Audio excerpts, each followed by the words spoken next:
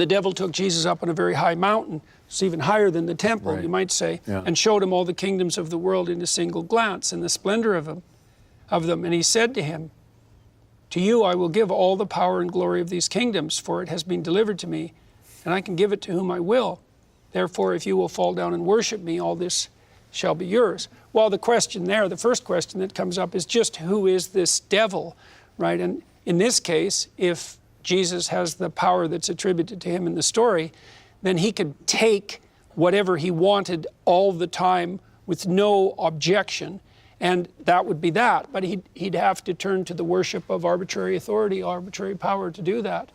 And that's certainly, I would say, the temptation, the prime temptation of the most competent people. That's why it happens to Moses, is that once you have positioned yourself in a position of authority, especially at a pinnacle, the temptation that's going to emerge immediately is, well, why not use power to get things done faster, even to get them done now, get them done for the best possible reasons, but with force and with power. And Jesus says, "Get thee behind me, Satan," which is also extremely interesting phrasing, because I don't know what you think about this, but I think that's another indication of everything being put in its proper place. Like, if Satan is Lucifer and also the demand for power, if the Luciferian intellect and the demand for power, you don't want to dispense with the intellect, and you don't even want to dispense with ambition. What you want to do is have it behind you. Become my follower. Because that's what he says. Well, then it might even push you forward in the right direction, right? That's what he says to Peter, too. Yeah, right, exactly. He's setting Peter up as his mediator. And the problem of Satan and the problem of Peter are the same, which is Peter is in the situation where he's tempted to take it for himself. To say, no, Jesus, you don't have to die. Don't worry. We got this. We got this. And so in that moment, he has to be put behind and say, no. Become in the proper, my disciple again. Exactly. Behind me. Exactly. Can I ask a question? Yeah. Because this verse always terrified me as a kid. Not because of what you're talking about, which is good stuff, by the way. Is Satan telling the truth that he has all that dominion? Is he lying? Good question, yeah. Or is he lying to himself? And I only got out of the terror by realizing, I'm not claiming I'm right, that he's lying to himself. This is Whitehead's thing, that evil, the one thing we can count on is that in the heart of evil is self-destructiveness. He's Lucifer in this situation because the kingdom he's offering is the sovereignty over hell. Because if you take the pathway of power, the kingdom you end up ruling over is indistinguishable from hell. So it's very weird, right? Because it's the truth. You could follow that and you could have that dominion. But what you'd end up, I think as soon as you said that, I thought of Hitler committing suicide in the bunker with Berlin in flames. It's like, well, you're now the king of hell. But I was want thinking, it.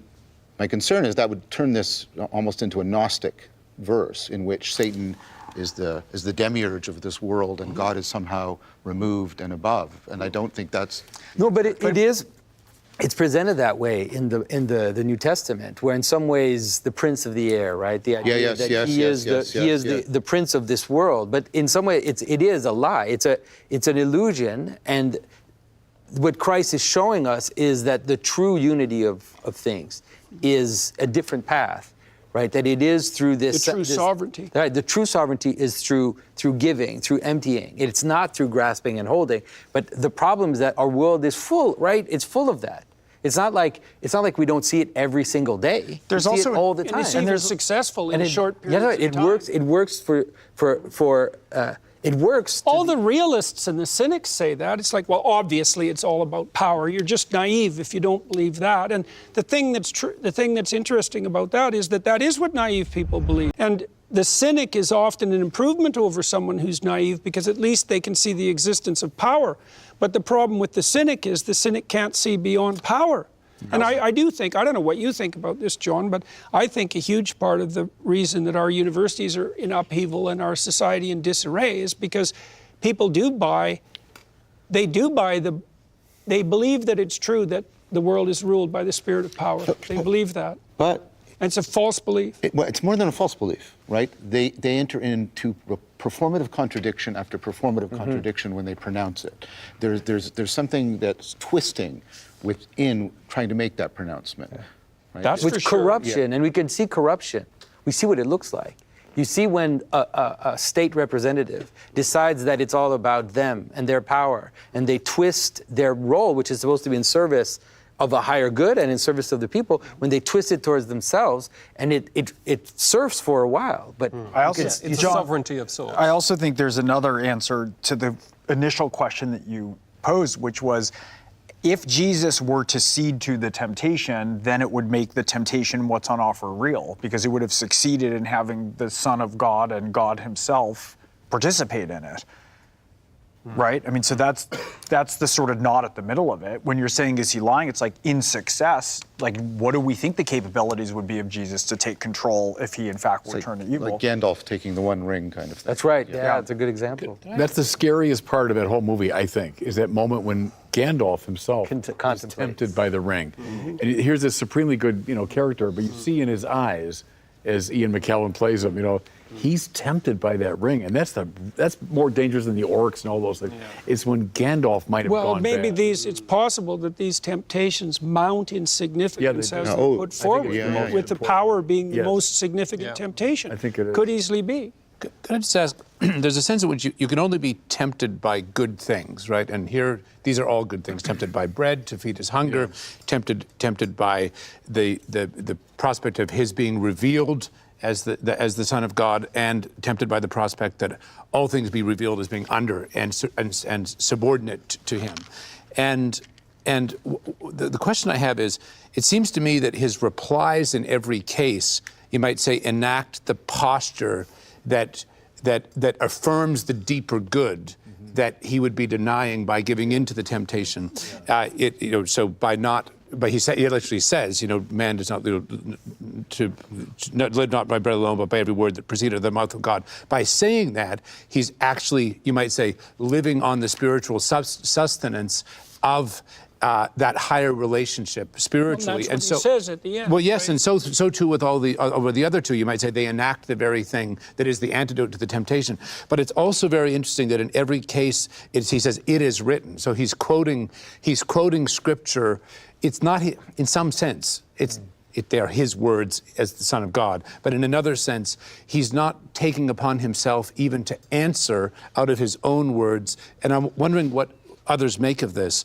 Why is it He does call himself the embodiment of the prophets and the law, right? He's there to fulfill the prophets and the law, not to replace them. And so I think that's a callback to that. It's a very interesting point, because your question is, why does he take 3 opportunities to call back to Scripture per se? Yes. Right, when he could, in principle, say something dramatic and original. Only and new. answering in the language of Scripture. Right. Well, and further on your point, we'll just finish this. Christ says to Satan, "Get thee behind me, for it is written," and this is the antithesis, "Thou shalt worship the Lord thy God, and him only shall you serve." And so he's stating that heart and soul have to be oriented towards what's highest, and that's the antithesis to the power drive, which I believe to be the case. And that also seems to fit in very nicely with the sacrificial motif. It's, if you're in the proper relationship with your children, even your disciplinary strategies are done not as a consequence of power, but in service to what's higher, which would be the furtherance of their spiritual and physical development, right, in a spirit of love, right? Well, it's in service of parental authority, not power. Right. And we have confused power and authority, so we have totally destroyed authority. Yeah, but even parental authority is not Teachers don't have arbitrary. authority, parents don't have authority, police don't have authority, so the state ends up having all authority. If we conflate authority and power, that inevitably is the case, right? And I think there's a truly dark motivation underneath that, which is the best way to undermine legitimate authority is to make the case that there's no authority but power, right? Because then there's nothing, instantly there's nothing legitimate. That's sort of the core of the war on merit, as far as I'm concerned. Stephen, I think the answer to your question also is back to the opening of John. In the beginning was the Word, and the Word was with God, and the Word was God. It was written, it has been said. It's all conflated.